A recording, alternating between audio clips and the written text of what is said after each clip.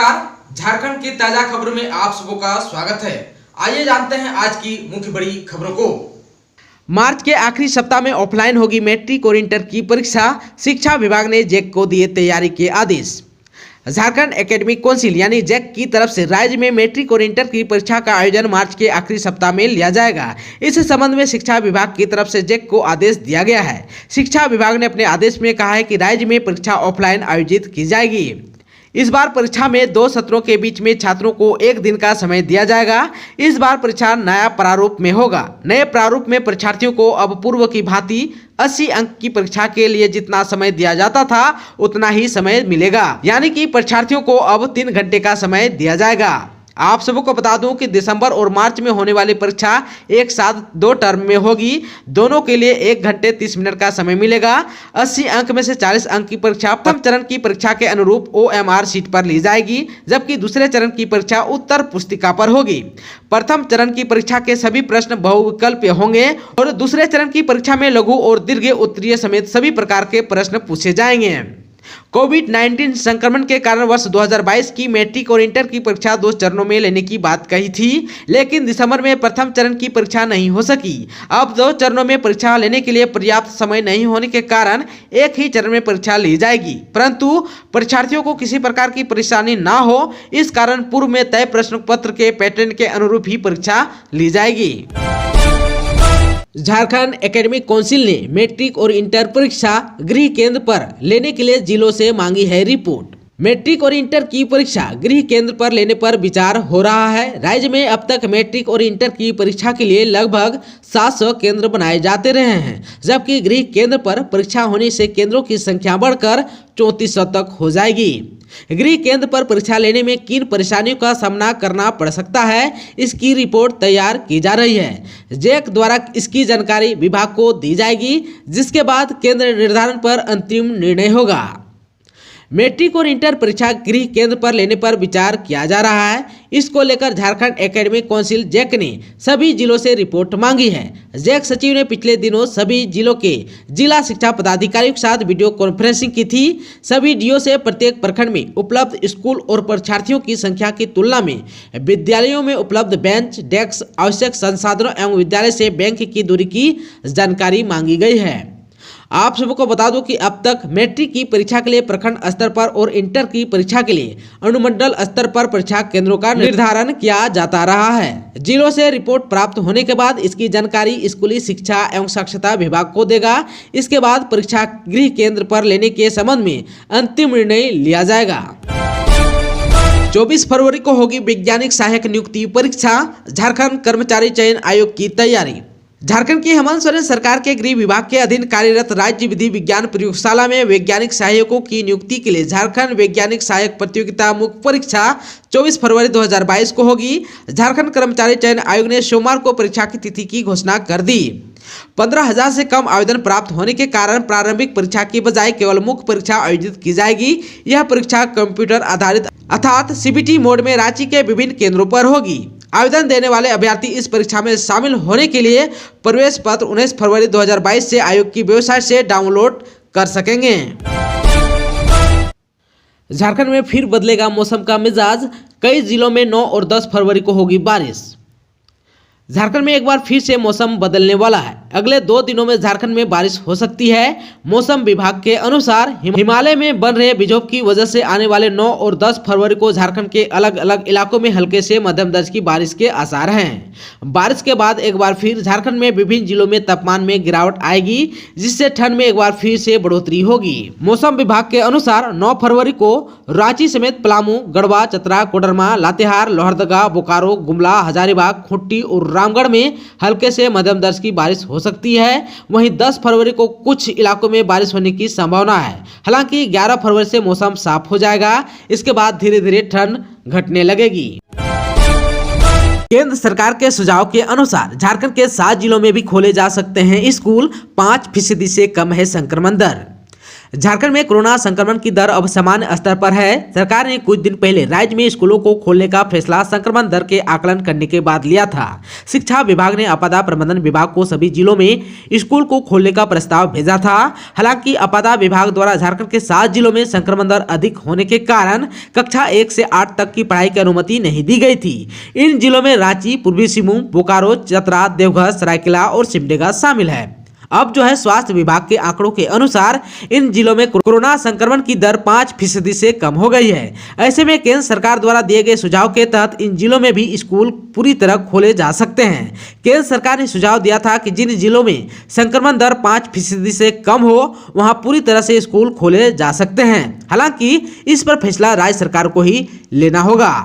आप सबको बता दूं कि स्वास्थ्य विभाग की रिपोर्ट्स के अनुसार 4 फरवरी को रांची का 1.02%, पूर्वी सिंहभूम का 3.13%, बोकारो का 0.58%, चतरा का 0.60%, देवघर का 0.40%, सरायकेला का 0.14% और सिमडेगा का 3.19% संक्रमण दर है। वहीं साप्ताहिक संक्रमण दर भी 24 से 30 जनवरी और 10 से 16 जनवरी के अपेक्षा फिलहाल काफी कम हो गया है। झारखंड के पर्यटन स्थलों का हो रहा है विकास, पर्यटकों के आगमन से स्थानीय ग्रामीणों को मिल रहा है रोजगार। झारखंड के सिमडेगा जिला के केलाघाग, दनगद्दी, केतुंगा धाम जैसे पर्यटन स्थलों को दिया गया नया स्वरूप न सिर्फ पर्यटकों को अपनी ओर आकर्षित कर रहा है बल्कि स्थानीय लोगों की आजीविका भी सशक्त हो रही है। यहाँ के मनोरम प्राकृतिक छटा पर्यटकों का मन मोह रही है। आप सबको बता दूं कि इन पर्यटन स्थलों को पर्यटकों के लिए मूलभूत सुविधाओं से आच्छादित किया गया है, जिससे पर्यटकों की संख्या में अप्रत्याशित वृद्धि हुई है। वर्षों से उपेक्षित सिमडेगा के पर्यटन स्थलों को संवारने का कार्य पिछले 1 वर्षों से किया जा रहा है। जिला पर्यटन संवर्धन समिति के माध्यम से जिले के वैसे पर्यटन स्थल जहां पर्यटकों का आना लगा रहता है उसे चिन्हित करते हुए विकास के कार्य हो रहे हैं। इस कार्य में स्थानीय लोगों की भूमिका तय की गई है, जिससे यहां के लोगों ने सहर्ष स्वीकार भी किया है। इससे जिला प्रशासन को सहूलियत हुई और पर्यटन स्थलों को सौंदर्यीकरण एवं लोगों के लिए अप्रत्यक्ष रोजगार सुनिश्चित हुआ। रांची में 9वीं कक्षा से ऊपर के शिक्षकों की प्रतिनियुक्ति रद्द, कोविड टास्क फोर्स की बैठक में डीसी ने दिया निर्देश। रांची के उपायुक्त छवि रंजन की अध्यक्षता में सोमवार को जिला स्तरीय कोविड टास्क फोर्स की बैठक आयोजित की गई। कोरोना टीकाकरण की समीक्षा के दौरान अच्छा प्रदर्शन करने वाले अधिकारियों की प्रशंसा की गई, जबकि औसत से कम प्रदर्शन करने वाले वीडियो को उपायुक्त ने कड़ी चेतावनी दी। उन्होंने कहा कि निर्धारित लक्ष्य के अनुरूप जल्द से जल्द प्रदर्शन सुधारें, नहीं तो वेतन रोका जाएगा और विभागीय कार्यवाही की अनुशंसा की जाएगी। इस दौरान सिविल सर्जन को 9वीं कक्षा से ऊपर के शिक्षकों की प्रतिनियुक्ति रद्द करने का निर्देश भी दिया।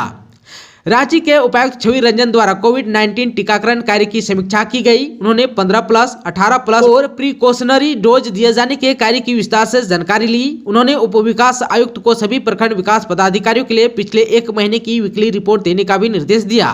उपायुक्त ने कहा कि सभी वीडियो को कितना लक्ष्य दिया गया था और उन्होंने कितना प्राप्त किया है, रिपोर्ट के माध्यम से बताएं। मुंबई में लूट की घटना को अंजाम देने वाला सन्नी जामताड़ा से गिरफ्तार, इसके 2 साथी की तलाश जारी। मुंबई पुलिस ने झारखंड के जामताड़ा पुलिस के सहयोग से मुंबई के शातिर अपराधी को गिरफ्तार करने में सफलता पाई है। गिरफ्तार शहबाज फकरुद्दीन अंसारी उर्फ सन्नी जामताड़ा थाना क्षेत्र के राखवन मोहल्ले में रह रहा था। बताया जाता है कि सन्नी मुंबई में एक गिरोह का संचालन कर रहा था। सन्नी मुंबई में लूट, छिनतई और डकैती की घटना को अंजाम देता था। 19 जनवरी 2022 को मुंबई में लूट मामले में पुलिस को उसकी तलाशी थी। टेक्निकल एविडेंस के आधार पर मुंबई पुलिस जामताड़ा पहुंची और जामताड़ा थाना पुलिस के सहयोग से उसे राखवन से गिरफ्तार कर लिया। क्राइम कंट्रोल करने के लिए रांची के सभी इलाकों में लगाए जाएंगे सीसीटीवी कैमरे, एसपी ने दिया ये आदेश। राजधानी के शहरी क्षेत्रों में क्राइम कंट्रोल के लिए सिटी एसपी ने सभी थानेदारों से इलाका चिन्हित कर सीसीटीवी कैमरा लगाने के लिए प्रस्ताव तैयार करने का निर्देश दिया। पुलिस अधिकारियों के अनुसार थाना प्रभारी स्तर से अपने अपने थाना क्षेत्र में संवेदनशील और भीड़भाड़ वाले इलाके को चिन्हित करने की प्रक्रिया शुरू हो गई है। इसके बाद उक्त स्थलों पर सीसीटीवी की संख्या लगाने को लेकर रांची पुलिस की ओर से पुलिस मुख्यालय को प्रस्ताव भेजा जा सकता है। आप सबको बता दूं कि वर्तमान में राजधानी के 165 लोकेशन में 613 सीसीटीवी कैमरे लगे हैं, जिसमें पेन टिल्ट जूम कैमरा की संख्या 39 और बुलेट कैमरा की संख्या 409 है। सभी कैमरों का उपयोग पुलिस अपराध नियंत्रण में करती है। किसी घटना के बाद अपराधियों के भागने की दिशा, अपराधियों के हुलिये की पहचान और घटना के संबंध में डिजिटल साक्ष्य एकत्र करती है। वहीं automatic number plate recognition camera की संख्या 110 और red light violation detection camera की संख्या 55 है। उक्त कैमरे का प्रयोग ट्रैफिक पुलिस करती है। वहीं एनपीआर कैमरा का उपयोग समय समय पर आपराधिक घटनाओं में प्रयुक्त वाहनों के नंबर का पता लगाने के लिए पुलिस करती है। बिजली का तार चोरी करने वाले 3 आरोपी अरेस्ट, देवघर में छापामारी कर जामताड़ा पुलिस ने दबोचा। झारखंड के जामताड़ा जिले के फतेहपुर थाना क्षेत्र के महिषाखुरा गांव के पास से 11 केवी के 17 पोल के तीनों फेज का बिजली का तार काटने वाले आरोपी को पकड़ने में जामताड़ा पुलिस को सफलता मिली है। बिजली का तार चोरी करने वाले तीनों आरोपियों को देवघर जिले के खागा थाना क्षेत्र से गिरफ्तारी हुई है। जामताड़ा पुलिस ने कांड में संलिप्त 3 आरोपियों को गिरफ्तार कर लिया है। गिरफ्तार आरोपियों ने स्वीकार किया है कि बिजली तार की चोरी की थी।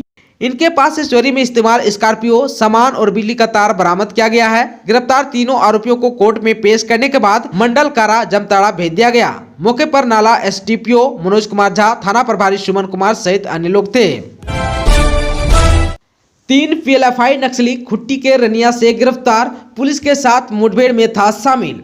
खुट्टी और चाईबासा जिले के संयुक्त पुलिस टीम की कार्रवाई में प्रतिबंधित नक्सली संगठन पीएलएफआई के 3 नक्सलियों को गिरफ्तार करने में सफलता मिली है। तीनों नक्सलियों की गिरफ्तारी खुट्टी जिला के रनिया थाना क्षेत्र से हुई। गिरफ्तारी नक्सली गुदरी थाना के नियरन बेड़ा जंगल में पुलिस के साथ गत 3 फरवरी 2022 को हुई मुठभेड़ में शामिल था। तोरपा के अनुमंडल पुलिस पदाधिकारी ओम प्रकाश तिवारी ने पत्रकारों को इस बात की जानकारी दी। आप सबको बता दूं कि उग्रवादियों के पास से 2 rifle, ceiling, 1 bike, 11 mobile, PLFI का पर्चा आदि सामान बरामद किए गए हैं। गिरफ्तार उग्रवादियों ने पुलिस के समक्ष गत 3 फरवरी 2022 को हुई मुठभेड़ में शामिल होने की भी बात स्वीकार की है। लातेहार में सीआरपीएफ ने ग्रामीणों को दिखाई देशभक्ति फिल्म, साथ खाए खाना, ग्रामीणों में भी दिखा उत्साह। लातेहार जिला अंतर्गत बासकरचा गांव में पुलिस पब्लिक की दूरी को मिटाने की कोशिश की गई। ग्रामीणों के बीच उपस्थिति होकर साथ खाना खाए और देशभक्ति फिल्म दिखाई गई। इसके बाद ग्रामीणों की समस्या सुनकर हर संभव सहयोग का भरोसा दिया। वहीं ग्रामीण भी पुलिस के इस सहयोग से काफी खुश दिखे। ग्रामीण भी अर्धसैनिक बलों के इस व्यवहार से काफी प्रभावित नजर आए। यहां काफी संख्या में ग्रामीण पहुंचे। ग्रामीणों ने अर्धसैनिक बलों द्वारा की गई पहल की सराहना की। वहीं असिस्टेंट कमांडेंट संजीव बागड़ी ने कहा कि ग्रामीणों को सही राह दिखाने के लिए सीआरपीएफ द्वारा अलग अलग तरह के कार्यक्रमों का आयोजन कर ग्रामीणों को जागरूक करने का प्रयास किया जा रहा है, जिससे मुख्य धारा से भटके ग्रामीण मुख्य धारा में वापस आ सके। दोस्तों, चैनल पर आप नए हैं तो प्लीज चैनल को सब्सक्राइब कर बेल आइकन को दबा दीजिए ताकि खबरों का अपडेट आपको मिलता रहे। इसके साथ ही आज की खबरों में बस इतना ही। हमें दीजिए इजाजत। नमस्कार।